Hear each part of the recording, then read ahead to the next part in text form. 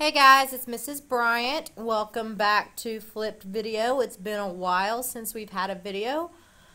So before we get started today, I need you to press pause and get the two papers that I gave you in class today in order for us to go along with the video. Once you have those two papers, you can go ahead and press play and we will begin the notes. So we're all mad here. We're going to start talking about mean absolute deviation. You have been doing finding the mean of data since 6th grade, and this is going to take it one step further. So go ahead and pull out the class notes and follow along with me.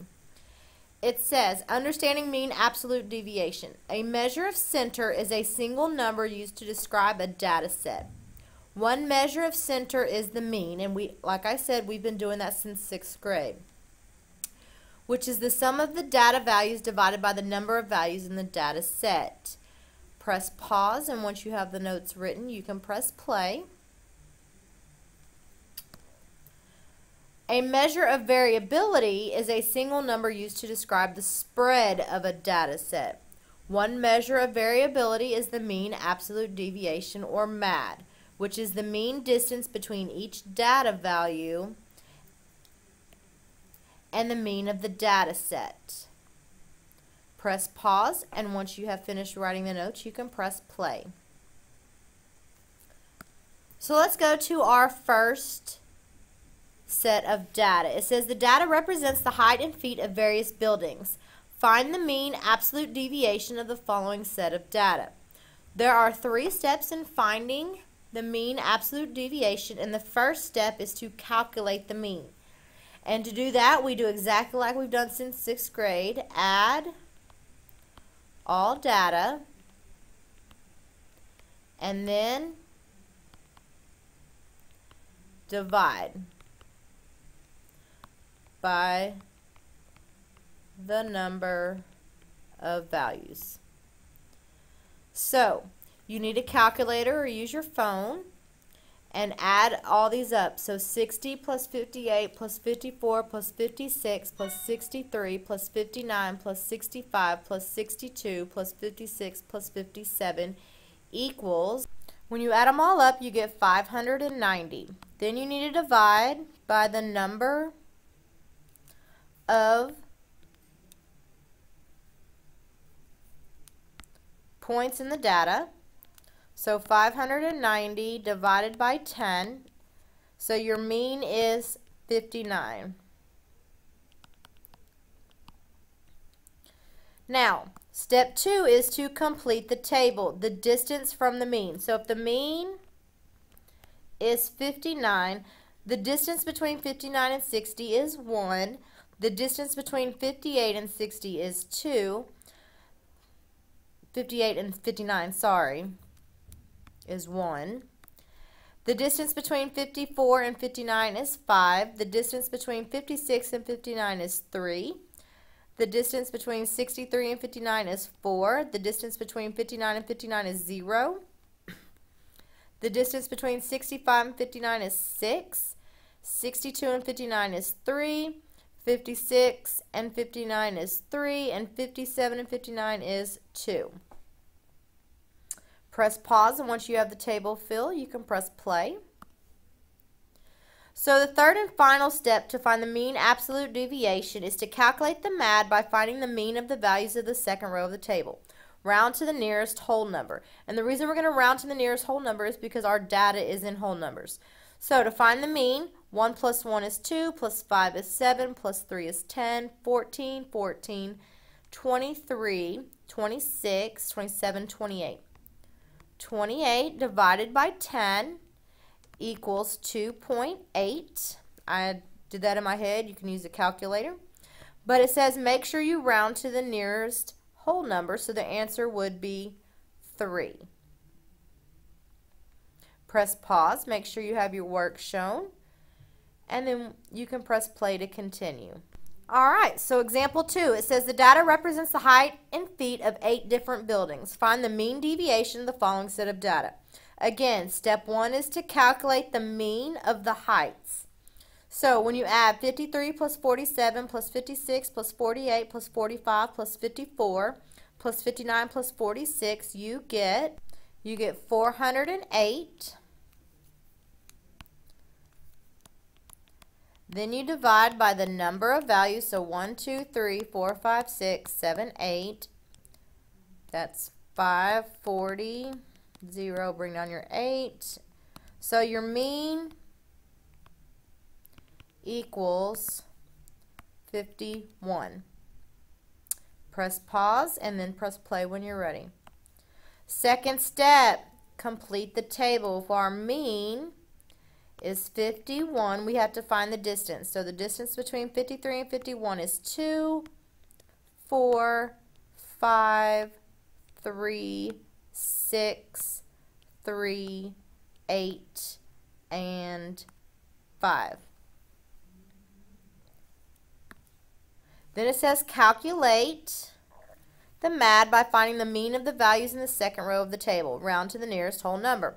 2 plus 4 is 6, 11, 12, 13, 14, 23, 31, 36. 36 divided by the number 1, 2, 3, 4, 5, 6, 7, 8. 8 can go 4 times. 4 is 32. 4. Add a decimal, bring down a 0. And your answer is 4.5 equals your MAD. But it says round to the nearest whole number, so 4.5 goes up to 5. Press pause, and when you're ready to continue, hit play. Compare the MADs from the previous two examples. How do the MADs describe the distribution of the data? You need to know that the lower the MAD,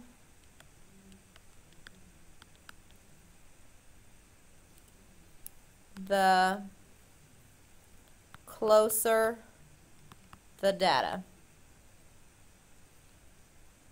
spread. So let's go to this example. A chicken farmer wants his chicken to all weigh about the same height. He is trying 2 types of feed to see which type produces the best results.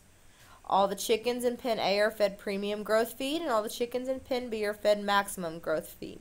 The farmer records the weights of the chickens in each pen in the tables below. Which chicken feed produces less variability in weight?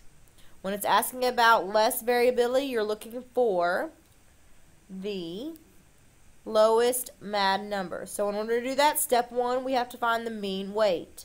So to do that, add all these up and then divide by 1, 2, 3, 4, 5, 6, 7, 8, 9, 10. And we're going to round to 1 decimal place because our data has 1 decimal place.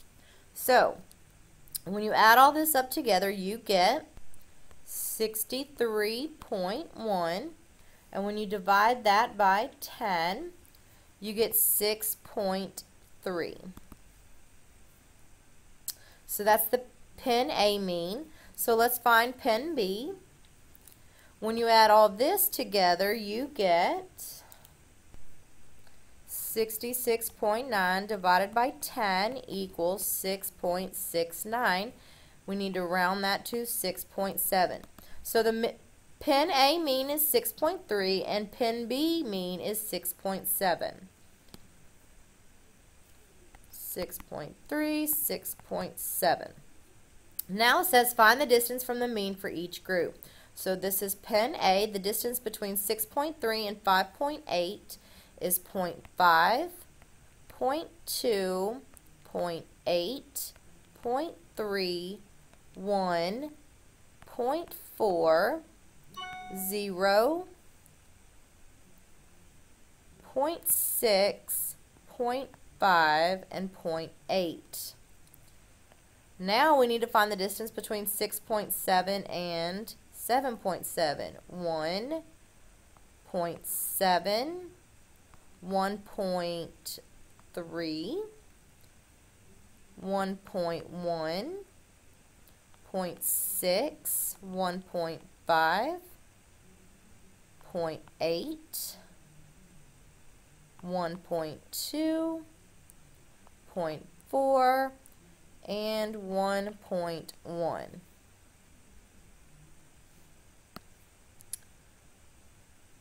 And there you're checking it. Now it says calculate the MAD for the chickens in each pen. Round your answer to the nearest tenth. And it's tenth because our data is in tenths. So, in order to find the MAD, you take the mean of these numbers. So I'm going to add 0.5, 0.7, 1.5, 1.8, 2.8, 3.2, 3.8, 4.3, 5.1. 5.1 divided by 10 equals 0.51 or 0.5. So we're going to do the same thing for pen B.